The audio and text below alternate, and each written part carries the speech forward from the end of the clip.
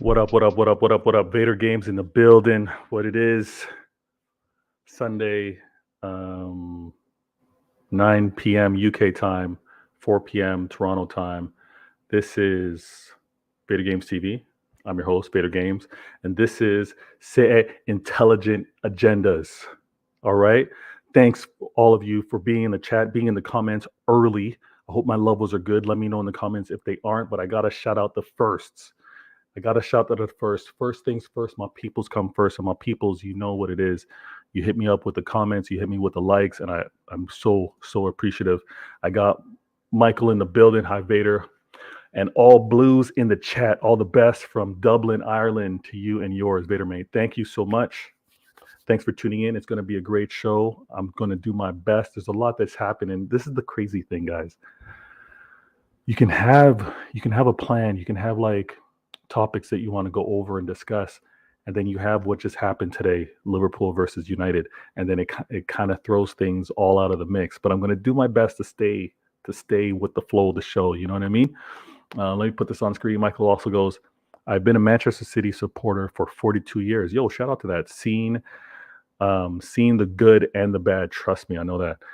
We have a brilliant history. No matter what rivals say, I would recommend everyone to read Gary James' book on history. Yo, great shout out. I'm going to make sure I star this so I remember that. And for everyone in the chat, look that up real quick. And for those of you that are lazy readers, if you need an audiobook, maybe there's an audiobook out there. Big Morgan goes, Agent 0777 here. Lion low. Yo, Alan in the building. Skills in the building. Big up, Vader. Thank you, my friend. You were speaking facts about Ten Hag.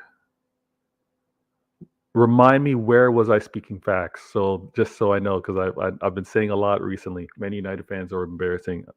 They are. This is the thing, and I think you've heard this from Martin Mancunian Way. We, as stewards, as shepherds of the club, as best as we can, we need to make sure that we hold each of us accountable. We cannot, with the amount of success that we're having and where we go in the future, we cannot become like them. We cannot. Skills also goes, these men are making excuses after losing 7-0, biggest loss in their history. That's what, Skills, this is the thing. So CIA, Intelligent Agendas, is what I'm trying to, is what I want to run, right? I want to run, and you can see it over here. Actually, there's a different show, so everything's on this side of the screen. You can see it on this side of the screen. All right. A CIA update. I'll kind of give you some ideas with regards to the show, how things are progressing. But then on top of that, I want to point out the EPL standings. I want to do a week review or week preview, and then kind of expectations as best as I can. But I know this is a flow. This is a work in progress. Michael goes, well said, Big Morgan. I hope you're well, mate, and all the best to you and yours. Oh, from Dublin as well, Dublin Blue. Singing the blues. Shout out to Michael and all blues. Yes, big ups. Big ups. Ten Hag. Is 10 fraud trending? Don't tell me that's trending. Oh my gosh, that'd be crazy. 7 Hag. Losing 7-0 is a sackable offense. You're not lying. You're not lying. Skills. I mentioned the energy that United fans for Ollie, their legend or cult hero, however they want to put it, when he took 5, they said this is unacceptable. I don't care who you are. You're a United manager. You don't lose 5 to anyone.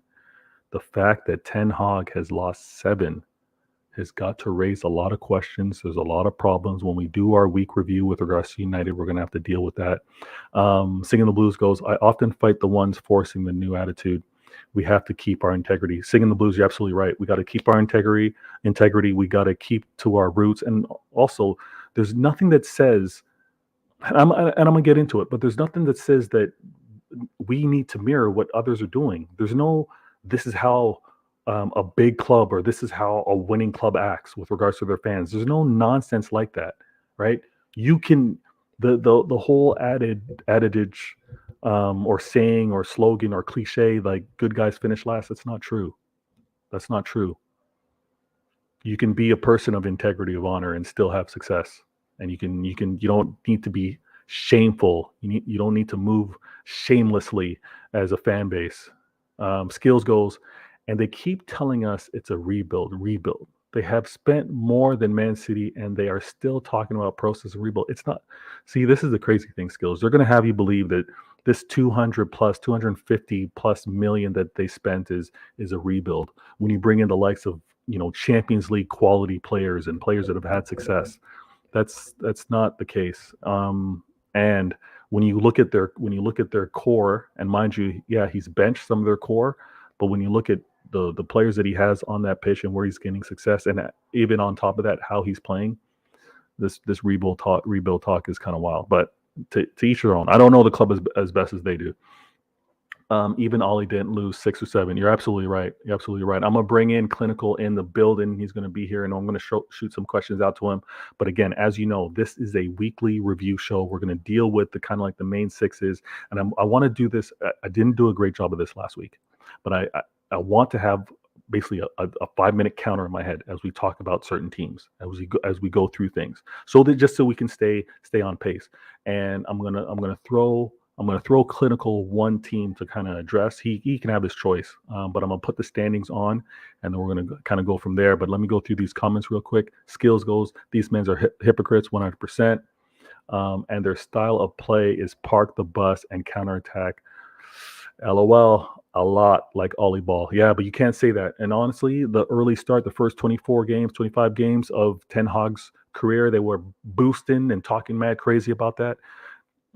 Very similar to what Ollie did his first 24, 25 games. I also got True City Fan in the background. I'm going to bring him forward, guys. So please hit the like button.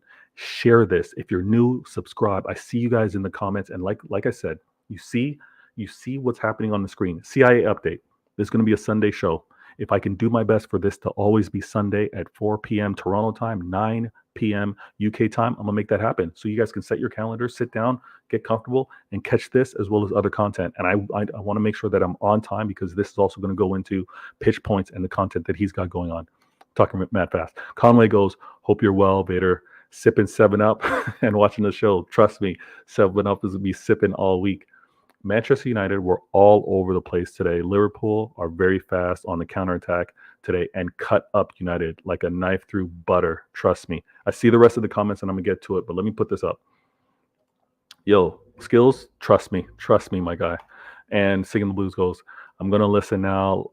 Let's let Vader set the script now, guys. Yo, appreciate that. And he also says, always better to criticize a performance rather than target an individual. Agenda FC is not the City way. Facts.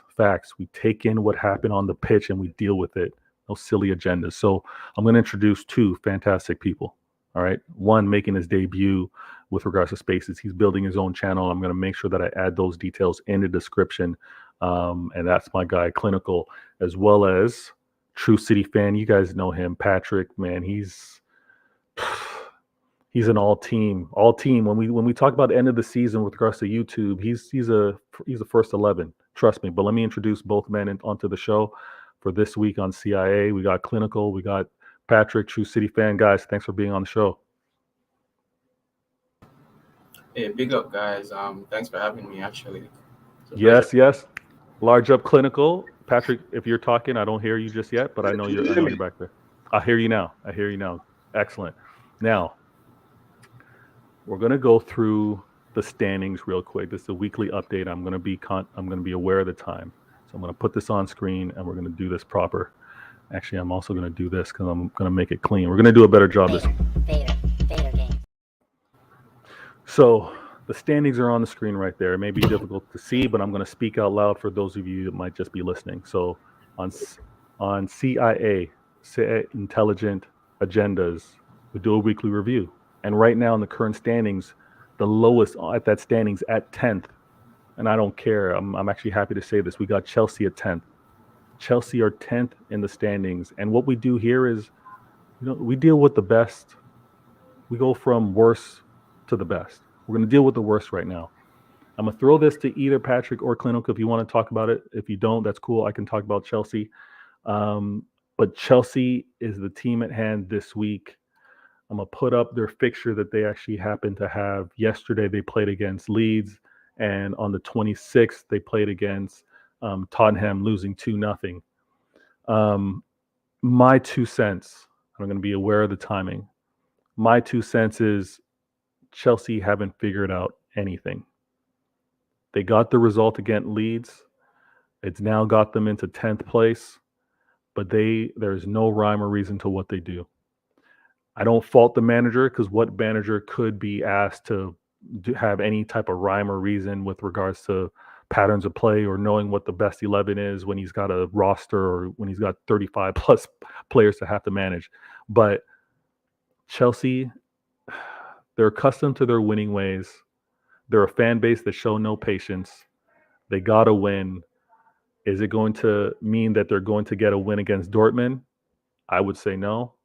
You guys disagree? Chime in. Does it look like they're going to get a win against Leicester City, which will happen before the next time we have this show? Again, I would say I don't know. There's no telling with them. The whole thumbnail with regards to this show, theme-wise, was with regards to fan bases, and I want this to be kind of like the underlining point with regards to this show. Whenever you hear any fan say, I'm accustomed to my club winning, I have a high standard for my club because they have won things, that is so dumb, that is so ignorant, that is so short-sighted, because you can't just pick one moment in time. And it's also the business of sport. Sport has ups and downs. Imagine Chelsea fans saying, oh, I'm accustomed to winning UCLs and winning the league. Okay, you say that. Now you look at an Arsenal fan and they say, I'm accustomed to winning the league and going invincible. You see how ridiculous that sounds? Or you look at United fans and they say, I'm accustomed to winning the treble. Or you look at City fans and say they're accustomed to being the Formidables.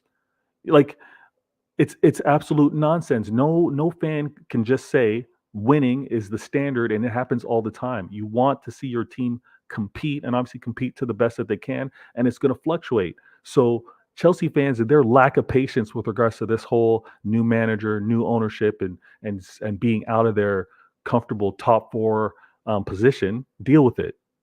A proper fan base is backing your team during difficult and tough times, and not saying I'm accustomed to my club winning and that's all that they expect. Clinical, anything you want to chime in with your interaction with regards to Chelsea fans? So the funny thing about Chelsea is the majority of my friends are actually Chelsea fans, and Okay. a lot of them are very vocal, and they're very, they basically think that Chelsea is the be all end all of football in essence. Yeah.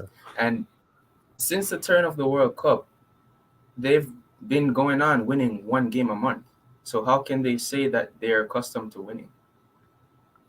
I At hear the that. start of the season, I was being told that Koulibaly, before he kicked a ball, is top 3 defenders in the league, and he's having a terrible season. I Maybe Akanji is the only center back I'd take him over for we have at City. Otherwise, I'm very happy with our options. But I was also hearing that Ake wasn't good enough for Chelsea when they were interested in him. Right. That's And the crazy part. That's the absolute crazy part. And it's and even the interaction, and I know our sample size with regards to fans that we interact with is one thing. But then also some of us are on the socials, we're on Twitter, other social networks or social apps. And we can see along the timeline just some of the ridiculousness that comes through. I want to shout out this one point from Singing the Blues. He goes, the standard is about fans backing in all situations and representing and always enjoying the ride.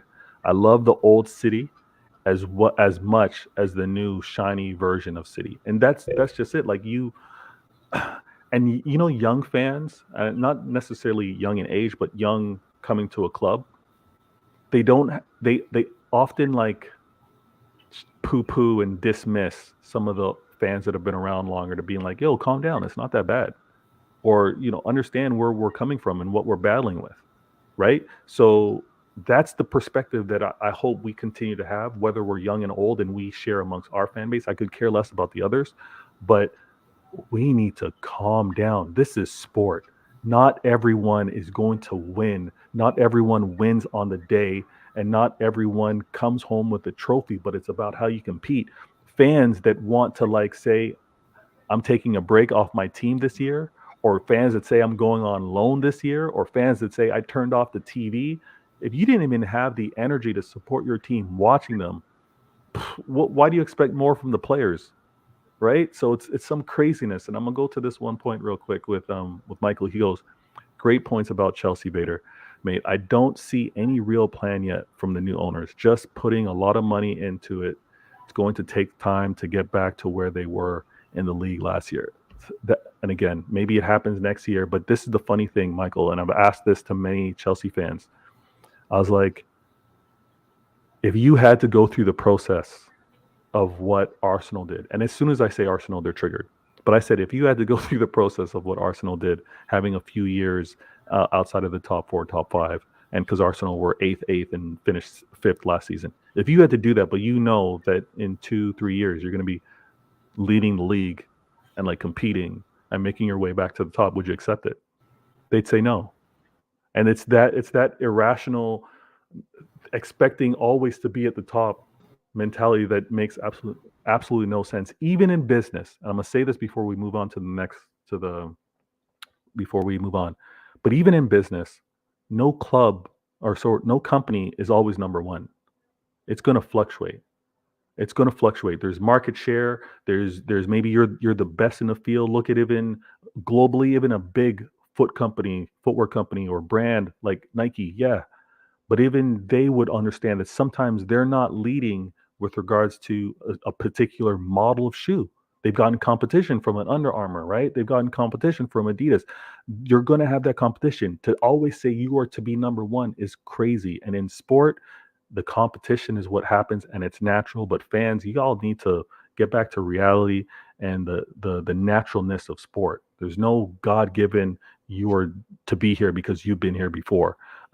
Singing the Blues goes, new wave what would refuse Ake and jump on Phillips or Grealish because their loud mates will brag about buying a Ronaldo or Martinez or Nunez.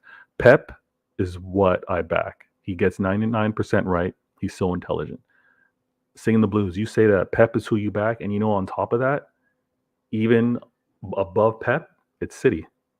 There's no one bigger than the club, and that's what it boils down to. But going back to the standings, and going back to Chelsea, their next game is going to be against Dortmund, and it happens on March 7th. I'm going to ask you, Clinical, Patrick, if you're able to come on off mute, I'm going to ask you real quick. What do you say? Are you saying Chelsea wins the second leg and move on with regards to this? Because they're already down. I believe they lost to Dortmund 1-0 on the first leg, so they're looking to win on the second leg. What's your gut telling you, Clinical? Personally, and I might have a small amount of Chelsea bias in this, but I don't see Dortmund losing this game. I think the least they take is a draw. I watched their game against Leipzig the other day, and Adeyemi didn't even play, so I'm sure that he'll be in Stamford Bridge. When is that game? On Tuesday? On Tuesday the 7th. Them setting up with a plan, and this Dortmund manager is really good. It's good. A three-way title race in the Bundesliga. I'm pretty sure a lot of us have seen that going on. So yeah, it's incredible. It's amazing. Yeah, Patrick just said it's incredible, and yeah, I have a lot of interest with regards to this matchup as well because of obviously the man over there, Jude Bellingham. Patrick, if you can comment real quick, what do you think now on Saturday, March 11th, Chelsea's chances of winning against Leicester City? I don't know, man. I don't pay attention to Chelsea anymore. They've become like it's been sealed as a mid-table team, and I've accepted that. You know what? I don't know if you're gonna talk about this, but I just want to say a shout out to my United friends. Hold that. Oh yeah, we'll get to United. Yeah. I hear you did. I heard you did that in honor of CR7. So big up to you for holding 7 in honor of CR7. But anyway, look, Chelsea fans, I think Clinical has just said whatever I needed to say. There are people who think that team is the benchmark. the way they talk, even about the UCL, they talk as if they've won it more than Madrid. They've only won it twice. You only won it last time. That's 2 times. But the way they speak, they say we are the most successful club in the recent years, blah, blah, blah, blah. But there's nothing stable about that team. If you think about it, nothing has ever been stable. Like, man, Clinical, if you look at the coaches, man, they've gone through everybody. Who are they going to pick up? And who, as a manager, would still want to go there? Ancelotti was there. They fired him after winning the FA Cup. Like, they've fired every single individual that's out there. At this point in time, they should understand why Chelsea went for Potter, because that's the only thing they can do. They can start going after young, fresh, hungry managers. And to be honest with you, if I was Chelsea, I would actually sit down with Potter. Let him finish badly this season. Sit down with Potter and say, Potter, can you tell us where you think you can fix things, who you think you can get rid of, and how you think you can fix all this? Because let's not forget, some of these players belong to Lampard. Some of these players belong to Tuchel. Some of these players belong to somebody way before Lampard. You know what I mean? Like, it's just a mixture of players that are not with it. So look, they deserve 10th. Chelsea fans are too loud. They were loud after they beat us in the UCL. They were too loud when they were on top of the table saying they're going to win the treble. So may it long continue. I think Leicester are going to beat them. Leicester away are going to beat them. And I think Dortmund are going to go through. I don't think they're doing anything at the what you got, that stadium. Yeah, Champions League. Yeah. See, I'm gonna say this real quick. I think Chelsea actually get the win against Leicester. I think there's going to be this little spark. I don't think they get the Champions League win. I think Dortmund's going to be too much quality for them, and they're still trying to figure it out. But I think when it comes down to the league, I think those guys are going to have too much. They have too much quality. They have so much more quality than Leicester. I think they get that win. It might be their most comfortable win of the season for them, and then they'll carry on because they got Leicester on the 11th. So we'll obviously have the show after that, and before the game, or we'll have the next show before the game's played. But then they next face Everton. So Everton's going to be dealing with their relegation fight, but Chelsea should be winning that. They've spent way too much. And you brought up a sensible plan, Patrick. You brought up a plan like, hey, let's go through this season and then let's readjust. And realistically, Chelsea fans, if they had any patience, I hear them bad mouthing their owner, and their owner just spent $600-something million on the club. I hear them bad mouthing their owner, and I obviously hear them bad mouthing a manager in the first stint with what's going on. But we're going to come back to this in the future and deal with that. Let's look at the standings real quick. Just one last thing before you move on, though. I completely write off Leicester in that game against Chelsea, though, because a few weeks ago they beat Spurs 4-1, and Arsenal only beat them 1-0, courtesy of I believe that was a late goal too.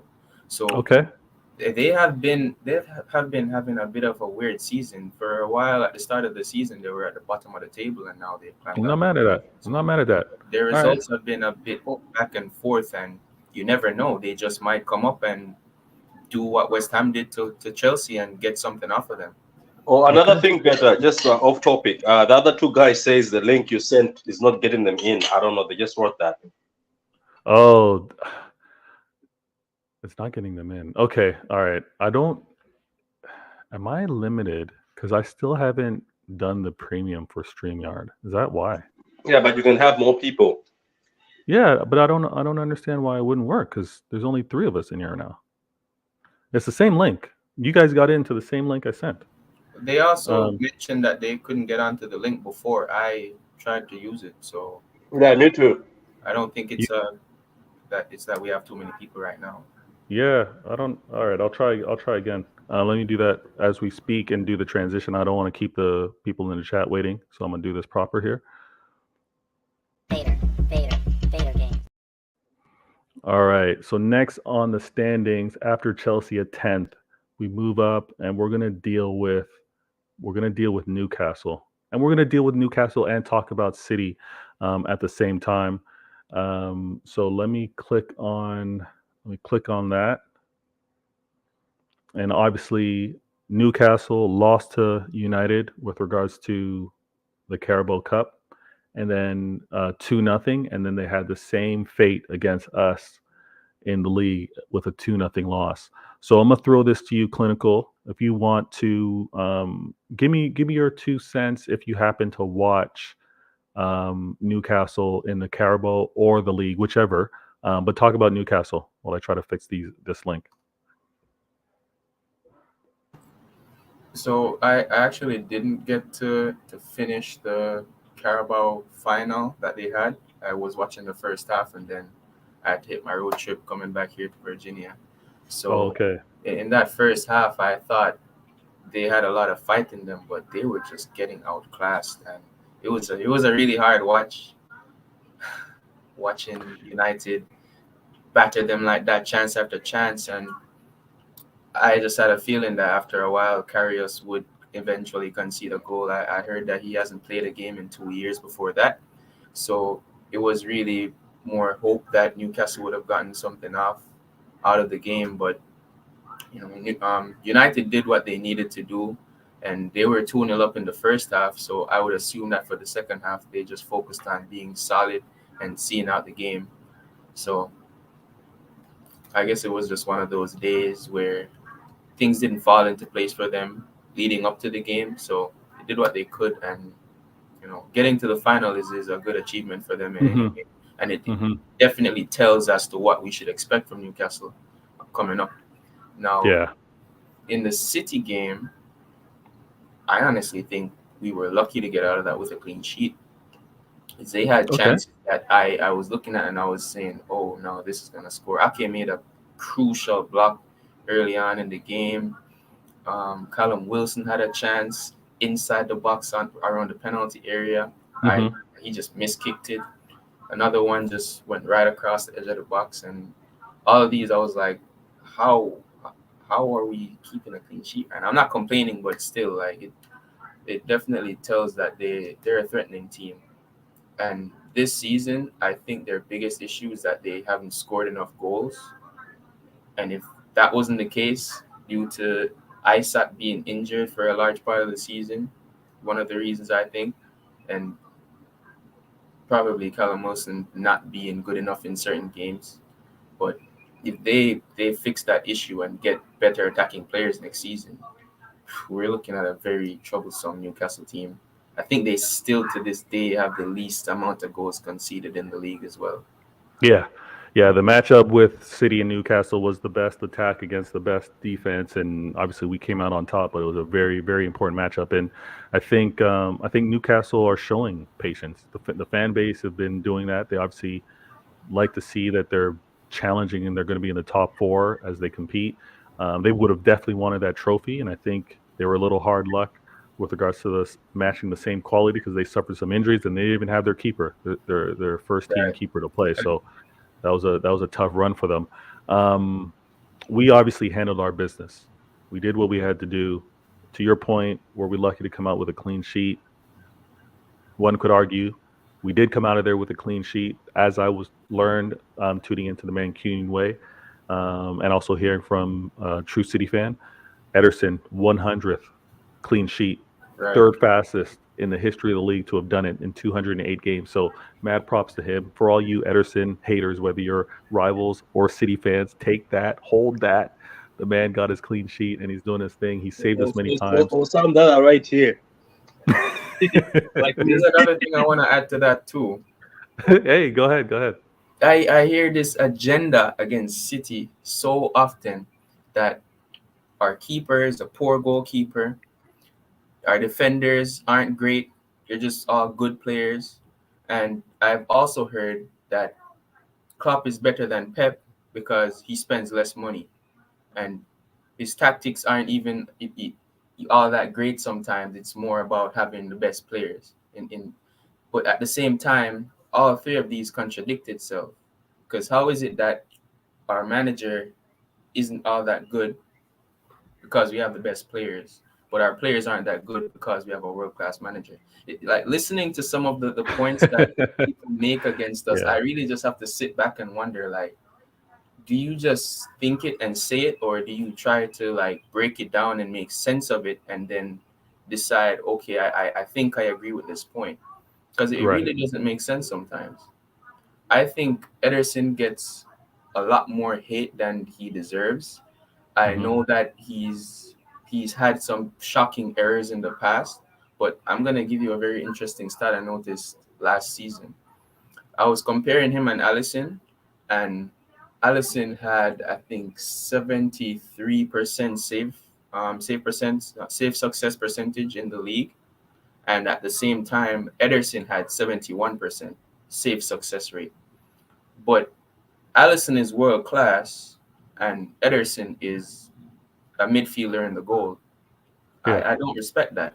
This Yeah. season, he's had a drop to that save success rate, so it's not going to be the same now. But this agenda has been going on for time. So. Yeah, here at Say Intelligent Agendas, we don't do those things. And again, like we're never gonna out media. We're never gonna out talk. We're never gonna out interact or out impressions any of the Reds, whether it's Arsenal, United, or Liverpool. They're always going to be the loudest, most annoying voices out there. So when they talk about, they say we've got the best center back, that I'm hearing from United fans, but I'm hearing the same thing from Arsenal fans. I'm hearing the same thing from Liverpool fans. They can carry on with we have the world's best. We'll just keep getting results. And then when you at the end of the day or at the end of the season, you talk about your Premier League 11 and you're dominating it, but you still lost the league to us against less or inferior players. You got to deal with that. All this, you guys have the best stuff. So when you're done with your comments, can I speak on this Newcastle? When you're done with your comments. Yeah. Go right to it. Look, this Newcastle team was impressing me. Like Vedan Clinical, I thought that, oh my God, we're in trouble. At the beginning of the season, I was like, my God, we're in trouble. The money hasn't been spent that much, and they look solid. They were dangerous, let's be honest. They were dunking on us 3-1. We had to come back. I was like, oh my God, Joe Linton is looking like one of the best midfielders in the Prem, and this guy is a striker. Bruno Guimaraes, I don't understand why. One sec. They want, you know what? I'm going to remember that when they talk about Ten Hag and what he's done with Weghorst. Because what you just brought up with Eddie Howe and what he's done with Joe Linton, mad props. But one's a genius, one's not. But yeah, continue on. Sorry. Yeah. So Bruno Guimaraes, I don't know. I don't understand how Newcastle managed him. Obviously, maybe he knew that money is coming. Maybe they told him in the background, Saudi is buying us, come through. Because even Pep said this Bruno Guimaraes guy is a serious TM. My God, he's very good. The team, even St. Alan, St. Maximum, I think he just needs a manager like what Pep did to Raheem to be more effective and stop just tiding around. I think he could be a dangerous player. So the only issue they've had is draws, man. They've got 8 or 9 draws. They've been drawing a lot more than winning. They have the best defense because they can hold onto the ball, but they can't score. I think they need a creative midfielder. Because if you look at that team, right, that Newcastle team, Joe Linton, not very creative. Bruno Guimaraes is a bit creative, but he has to hold on. I think if they get a creative midfielder, not Joe Willock, who's just a runner, they get a creative midfielder, I think they're dangerous. I'm telling you, Clinical and Peter, as soon as they find a creative midfielder who's able to just break through those passes, they find the Odegaard, a De Bruyne, a sort of Ozil type, Fabregas type, I think we're in trouble. Because I think the forwards get James Maddison in that team. That would be do you remember they wanted him and it failed? If they get him, all they need is a creative, because I think Wilson and Isaac need service, and the only guy who services everybody is Trippier. They depend on Trippier to do every servicing. But look, to be honest with you, against United, I got it. I think I understand. Sometimes experience is key. You could see why experience wasn't key for them. This is the reason why sometimes I tell people with Citeh and the UCL, that's all about experience. It's true. Experience is key. Right.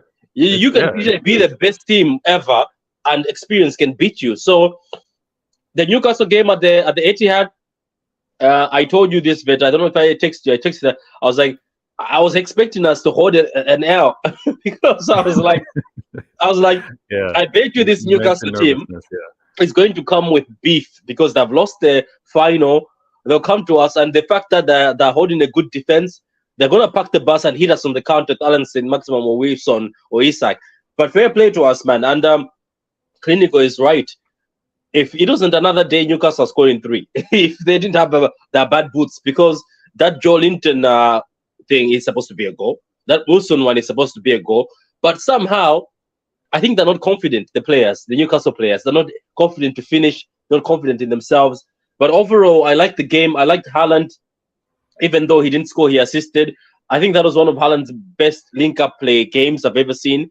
Foden, as a right winger, I've always preached about this. I remember I told you that I think he's a different animal as a right winger. He's more comfortable when he cuts in with his left and shoots. I think he's more clinical. Jack did his thing. He played so well. As I said, my always comment on Jack is I think assist more and score more. Sometimes when he gets through on goal, he's looking for somebody else instead of trying to shoot. But overall, everybody was money. It's just, if I was to be honest, without criticizing our match, I told you I was going to say this before. I said it before in the group chat. De Bruyne was stinking up the place. I'm not trying to say that as an insult. I'm just trying to say me looking at the game. And I want to say this to City fans who are listening. There's no bad thing if you say De Bruyne is having a bad game, you know. It's not like a bad thing. But the thing what I want, Veta, is in the future, if De Bruyne is having a bad game, I don't know if Klinko can agree with me. It doesn't mean just because it's De Bruyne, he has to stay in the team. I get he's got magic moments, but how long do we wait for that magic moment sometimes?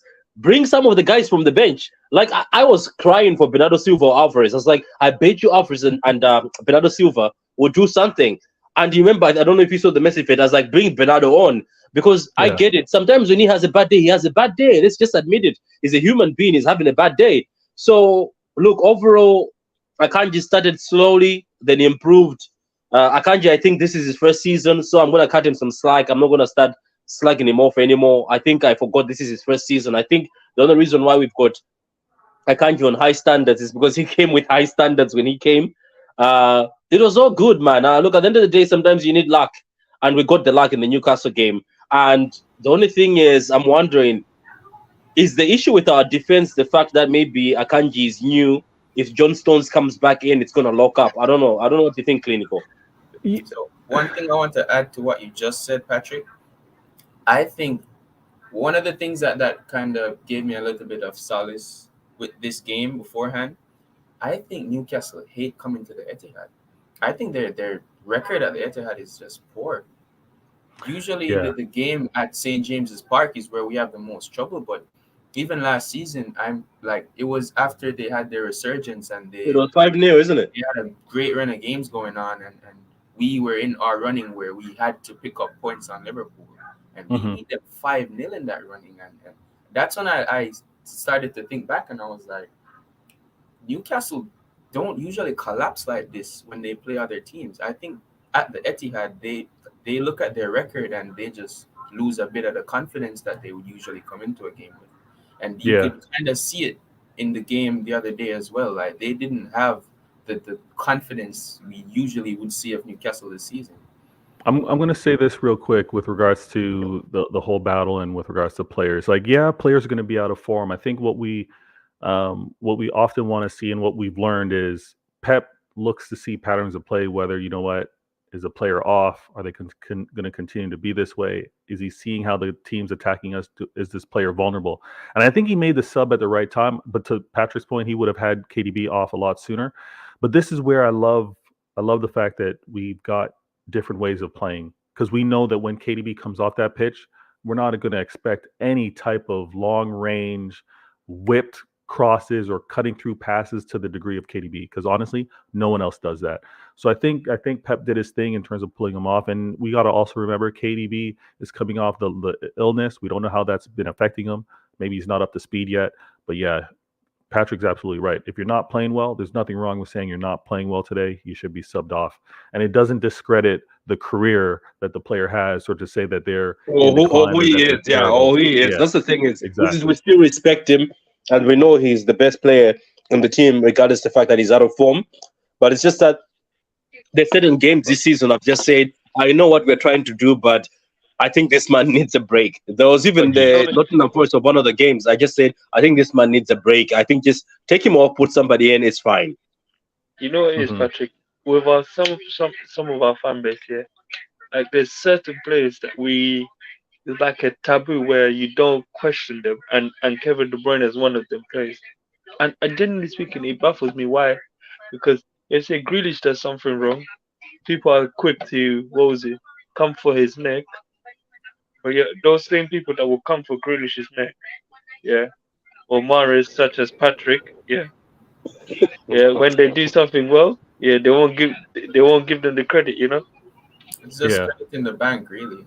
A player like Kevin, who has so much credit in the bank, a lot of people are afraid to criticize him because and people are so reactionary these days too. We have to also remind ourselves of that. They think if we criticize him and take him off the field today, it's almost like saying he can't help us anymore, and that's simply just not true. If it's not your day, it's fine admitting that we go again next game. But it's not working out today. We're gonna try something new and shake it up. Nothing is wrong. Exactly. And KDB gets held to a standard where he's not a controlling midfielder. It's not. We don't run everything through our build up, through our transition through him. He's an excellent, amazing player, and he's playing more of an attacking role this time around. So when he's a little off with some of those attacking passes, whether he's a little off, even with his outside the 18-yard box shots. There's nothing wrong with that. Everything doesn't flow through him like it has in past seasons. And that's a credit to how Rodri stepped up, to how Silva's now playing, even with regards to Gundo playing more consistently as well. So we kind of just need to chill. Going back to what Patrick mentioned with regards to Newcastle. Newcastle have played 24 games, and I should have mentioned this earlier with the other teams, but Newcastle have played 24 games, 10 wins, 11 draws. That's the point that Patrick was making with the amount of draws and 3 losses. Going back to what we were discussing a little earlier with our first review of Chelsea. Chelsea have played 25 games, 9 wins, 7 draws, and 9 losses. So that's, again, not to their standards. But it is what it is this year. They got to deal with it. Could you say that again? Well, Chelsea have what? Chelsea have played 25 games, 9 wins, 7 draws, 9 losses, and their goal differential is -1. So they're in the dumps. They're looking really poor. And we're gonna stay on track as well with regards to this. Adam, thanks for joining the show, my friend. I don't know what's going on with regards to the links. I'm gonna do some behind the scenes to kind of fix things out, because I definitely want to make sure that this version of what I have with regards to StreamYard, because again, I want to make sure that the channel grew before I invested anything in it. But I thought that I would be able to have easily 5 members before anything needed to change, but they may have changed that, I think. So let me make sure I make this clean. Vader game.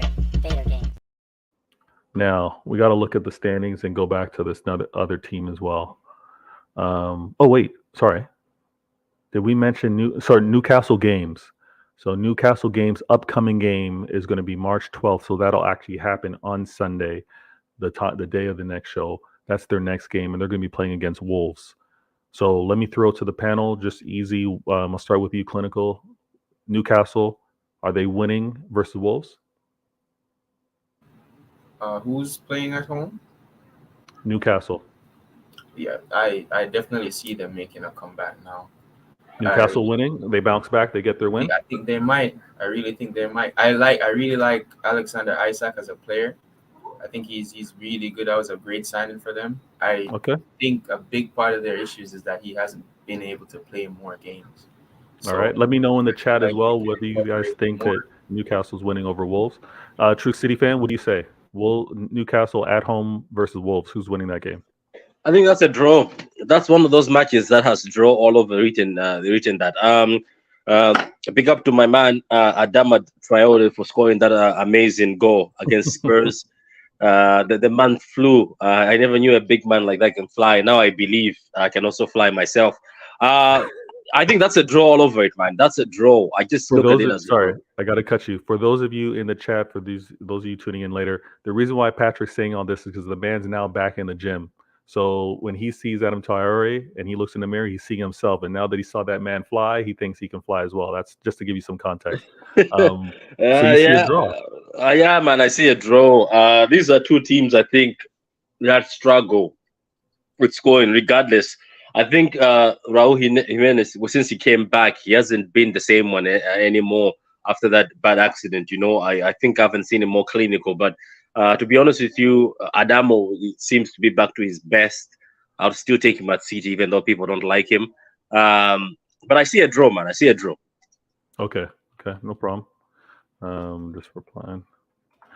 Now let me go to these comments real quick. And Patrick sees a draw. Adam, I think you got a bounce. Or are you still in the chat? I think Adam had to bounce. Adam Adama says, "Oil me up." Happy belated birthday, FIFA mate. All the best to you and yours. That's wicked.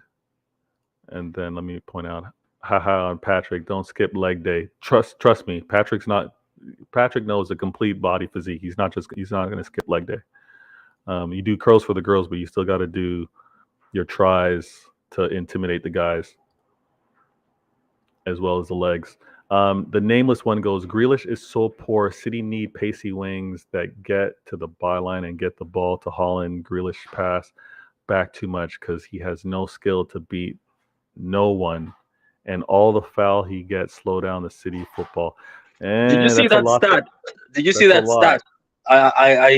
There's a stat about the Premier League, and Grealish is number 4, number 3 as one of the players with the most take-ons. So believe it or not, as much as bad, I know. Okay, look. At the end of the day, you have to remember this. I think you know yourself. I have been on the Grealish can do better train, and I'm saying he can still do better with what he has.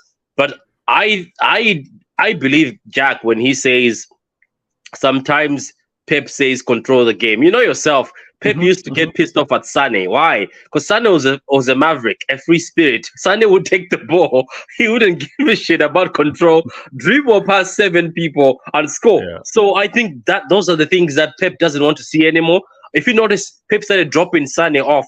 I think that was one of the reasons. I think it wasn't about tracking back. I have a feeling Pep saw the Champions League, the way we were getting slaughtered when we lose the ball. So he looked at people like Sané who are free spirits and said, hold the bench for now. And I think the only thing, because remember people were complaining, oh, Raheem was so good at Pep's first season, he could dribble past players. Now Raheem just passes backwards and he's too safe and just does tap-ins. I have a feeling, I'm not blaming Pep, but I think Pep was affected by the Champions League's few games he saw the first season when he was playing attack fire football. He said, maybe let me tell my players to slow down so we can control counters. And let's not forget, those are the times we were holding 4 to Everton. We were holding 4 to Leicester City. So I think he wants more control. And I think Jack is sometimes taught to go at the players. Remember, even he says it in the interview.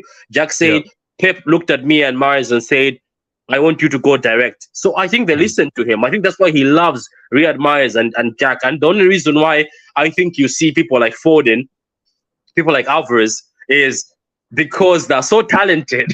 They're too good. Pep is like, oh, there's no way I can bench this Foden and Alvarez anymore. They're just too good. Sometimes you're too good in this world. Your manager, or even if your manager plays tiki-taka, or your manager wants to play a certain way, if you're too good, your manager will make an exception for you. But I think Jack is playing good. I think the only thing I can tell you right now is if Jack Grealish was scoring more goals, nobody would be saying anything. I'm telling you right now, if Jack was scoring goals, if he was playing shit but scoring goals, nobody would say anything. The only issue that people have, and I think majority of us have, is because he's not very clinical. That's all. Yeah.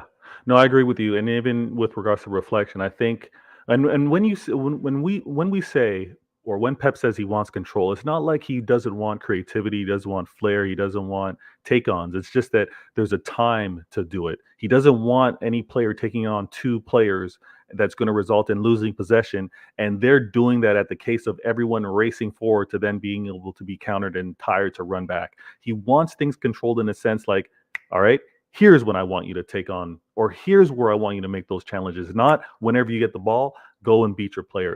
It's more of a choreograph that I like to often say with regards to Pep. I'm gonna go to the standings real quick because we touched on Chelsea, we touched on Newcastle, and as we were talking about Newcastle, we talked about City. But I just want to point this out with regards to City because I know I'm blocking it. City have now played 26 games. All right, we got 18 wins, 4 draws, 4 losses. I think if we go back to last season, and I'm gonna quickly do that with regards to last season, and this may be some of the frustration part. Sorry for cutting you. Why are you skipping Why are you skipping that team No, I'm in going red? back. I'm going back. No, I'm going back. Why are you giving pardon to that team in red? Trust me, trust me. I just wanted to time it so we can just get it out of the way. So it's going to be nice. We'll devote the proper amount of time to it. But just with regards to last season we had 6 draws, 3 losses last year. All right. This year we already have 4 draws and 4 losses. So it's not far off. I know everyone wants to talk about, oh, we're looking so bad compared to last season, but it's not that far off. Let's keep that in perspective. Really quickly, as we talk about this upcoming week, we've got Bristol that we play on the 20. Oh no, what am I talking about? We played Bristol this week. We played Newcastle this week. Moving forward, we're going to be playing, our next game is going to be Crystal Palace on the 11th. That's the Saturday. That's going to be the next game before we have the show again. So really quickly, what are you guys telling me? Because I want to devote the right amount of time to this Manchester United conversation as well as Liverpool. They'll be combined. But tell me real quick, what are you predicting win-wise, us against Crystal Palace? I'm going to start with you on this one. Adam. I'm predicting 3-1 City. 3-1 City. And we're playing in their house. So 3-1 City is your prediction. Patrick, what are you saying for us, City versus Crystal Palace? I don't know. Where are they standing in the table? Palace right now. Like, where are they? Where are the Crystal Palace? Where are they standing on the table? Crystal Palace in the standings right now, as I find them, they're 12th. Are they safe? Yeah. Because are they safe? They have 27 points right now. You know that I have a list at the beginning of the season. It's Southampton, Crystal Palace, Spurs. Those now I've added Brentford. Now I've added Brentford to my timetable. So clinical, I have a timetable. It's always Southampton. And you know the funny thing is, Veta, I have been saying it since we met. Remember, I've been saying in the group when we play Southampton, I always say, let's be careful. Crystal Palace, let's be careful. Every time people don't believe me when I say, but these teams, they have a special place for City. Somehow they just. But Patrick, I'm sorry. We know that Pitch Points has his show. Oh, sorry, my bad. Right. Look. Man, away. They came to the Etihad, didn't they? And it was almost a disaster at the Etihad. Hey. I'm Clinical told you. Adam told no. Clinical hasn't told you yet. I'm still waiting for Clinical. Adam's already told you 3-1. No, I'm asking you. They came to the Etihad, and that's when we almost had a disaster, isn't it? Yes, it was a little touch and go. But what's I don't know, man. I think it's gonna be a 3-1 game. Because I have been watching them recently, and they seem to not be great. 3-1 City. Yeah. Okay, but it's gonna be a tough game. Clinical. What's your gut telling you? We're playing away Crystal Palace, Patrick Vieira. What are we? What's the win? What's the win? What's the draw? What are you seeing? Black Lives Matter. Yeah. Well, if we get a good spin on the pep roulette, I genuinely think this can be a 3-0 game. They have 3-0 game. Struggles scoring goals. Our defense is looking pretty solid right now. We're looking to get as Laporte's not playing because he's been ill. So I assume he's gonna be coming back fairly soon. And Stones is getting closer and closer. So our defense is only gonna get stronger and stronger from here on out. Is what I'm hoping at least. So that's I a fair think point. It'll be a cagey game at the start, but as soon as we get one goal and break them down, then we can get 2 more. And again, I think Clinical brings up a good point when he brings up the pep roulette, because we play on the 11th against Crystal Palace, and 3 days later on the 14th, we play Champions League against RB Leipzig, which is at home. So it's going to be important to kind of keep that in mind. But I think Pep's going to manage that absolutely perfect. Now, we've got 5 minutes because I want to be conscious of the time. I'm going to put the standings back on. Standings at the top, we see. We didn't discuss Liverpool, but they played 25 games, 12 wins, 6 draws, 7 losses. They played Manchester United. So Manchester United played 25 games, 15 wins, 4 draws, and 6 losses. We already Tottenham, we don't need to discuss. Arsenal, we don't need to discuss today. I'm going to be conscious of the time. And I didn't even properly get into my fan base convo because this review, which I'm learning, this is only episode 2. I'm going to need more time as I plan this out. But United, Liverpool, I got Hamza that just joined the mix. Perfect timing. I'm going to just sit back and let you guys speak. I'm going to start with you, true City fan. This Manchester United result of getting slapped at Anfield 7-0. Give me your take on it. that wasn't slapping. I don't really want to use this word, but I'll still use it, and I'm not using it in a bad way. That the Liverpool are evil. At least Man City, when they came to the Etihad and they were slapped, that's a slap, 6-3. I think Pep felt bad for them, and I think if Pep never subbed De Bruyne, Haaland, and them, man, I think those guys could have kept on going. Foden could have not stopped. He hates them. But today, I have already made a report and sent it to the police station. They're going to do an investigation because, my God, that was manhandling. Those guys were touched today. Man, United. Do you know that even Bruno now, he's been investigated because he pushed the right? Is it the referee on the side? The ref, the linesman, the linesman, he pushed him. So Bruno is now, I think it's going. They're saying they're gonna make him answer that by they're giving him one of those deadlines to answer what he was doing exactly. I have never seen such a beating, especially a big team. And I thought they said United are back. My God, this was poor. I'm sorry, this was poor, man. This was poor. This was poor. And you know what, Veta? One more thing before I go.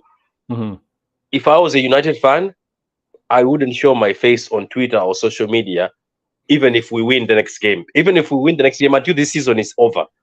There's nothing you can do. Patrick, I was just about to ask you about where's your best friend Muntari, because he likes to come for every single one of us, yeah. But today he's very quiet today. There's a lot that are going to be quiet today, and I'm thanks for joining. I know there was a little difficulty with the link. I don't know why, but I know Hamza is back there. Adam, thanks for speaking. We got True City fan giving his take. Clinical. I'm gonna throw this to you because obviously huge buildup. We know if your circle of friends or anything like mine, if your experience on socials is anything like mine, there's mad United fans in that mix as well as Liverpool fans.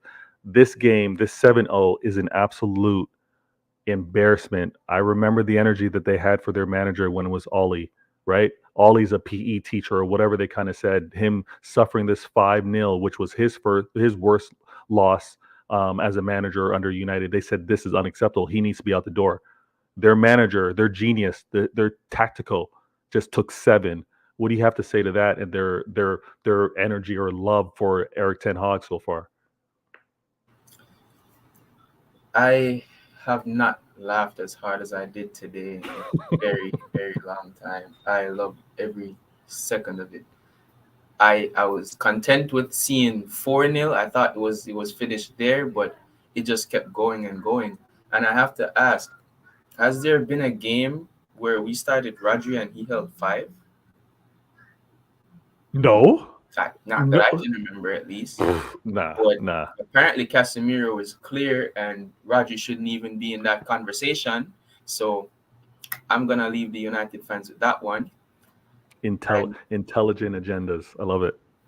It's a similar situation with the Chelsea fans. They all just feel so entitled to everything that they get, and they don't understand that football is a game of cycles.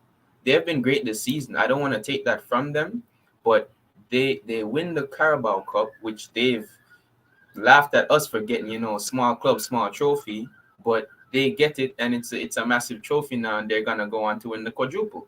That's what I'm hearing. So I'm just so happy. I wish it was us that could have done it to them at Old Trafford, but I am so happy to see them get this humbling, and just watching all of them just quiet down and sit back down. I love it. I love it too, but I find it really difficult to believe that they're going to be humble. Like what True City fan said, I don't think that they're going to be humble or they're going to not show their face. I think they're going to be the same arrogant fan base that they always are. I think they're going to have short-term memories. I think they're going to do their best to not have the same energy that they had for Ollie that they now have for Ten Hag, and it's going to be disgraceful. It's going to be shameful, but it is what United fans happen to be. Hamza, if you're able to speak, my friend, what was your, because I know you're in the spaces, I know you're in the trenches with these. What was the talk happening amongst you and some United fans and Liverpool fans? Yeah, big up to everyone, man. Everyone that's listening, subscribe to his channel, subscribe to Patrick and everyone else. I was gonna say, well, you know what it is. These lot were obviously like one of the guys said that they were comparing Casemiro and Rodri. Okay, fair enough. Casemiro's got the Champions Leagues with Real Madrid, whatever, but there's levels to this game, and Rodri has shown that he's been consistent for us. And Casemiro, he's come in, he's all right, but against the big teams, he's not really turning up. He just got dunked 7-0 now. Lisandro Martinez and Champions League Varane they were talking about. I remember this because no, when Varane got wrecked in that corner, when Gakpo was coming to him and he turned, if that's Ruben Diaz, they're slating him. They used to compare Lisandro Martinez and Diaz. They would say Diaz is always on the floor. What about Lisandro Martinez today? The halal meat won. Salah won. They were going against them. They won. So United fans, I think Patrick's got a point as well. He said, I don't think United fans will be humble. I completely agree with that as well, because because they're gonna come back and say, well, we got a trophy at the end. That's what they're gonna say. Patrick was saying, but Patrick was saying they should be humble. They shouldn't even show their face on socials. Yeah, they should. But are they going to? But they're not going to. They're not going to, Vito, because they're going to say, well, we got a trophy at the end of the year. They're going to be shameless about it. And then, that's how United fans are, man. They're all arrogant, like you guys have said as well. But if any United fan is listening to this, that's never my club. Manchester's blue. My club would never do that. Never. 7-0, the biggest loss in history. The biggest loss. Crazy. Their biggest loss to the manager that they said is the next up after Fergie. Oh, we like the vibes. Oh, this energy is different. This confidence is different. That bounce in their step, it's done. And I want to see how they do their mental gymnastics to justify everything. Trust me, all of you in the chat, this is Citeh Intelligent Agendas. I'm working on it. The T is silent. Citeh Intelligent Agendas. And this is CIA for short.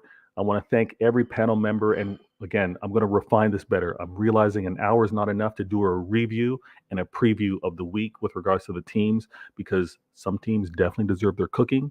Some teams definitely deserve to be properly broken down. And on top of that, from a theme, from a topic, I wanted to address the fan bases. I'm going to come back with some more content, whether it's going to be on the Why Always Me or on this show. But one thing I want to point out, don't let any rival come with their unintelligent agendas and talk about City not being a big club.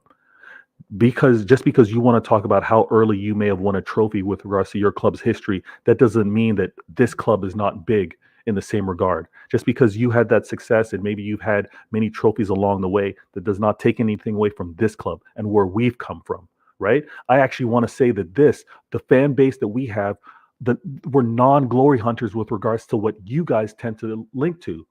Those of you that are Arsenal, those of you that are United, those of you that are Liverpool fans, the fact that your club have had so much great history from I guess the beginning of time, and you guys are fans because of it.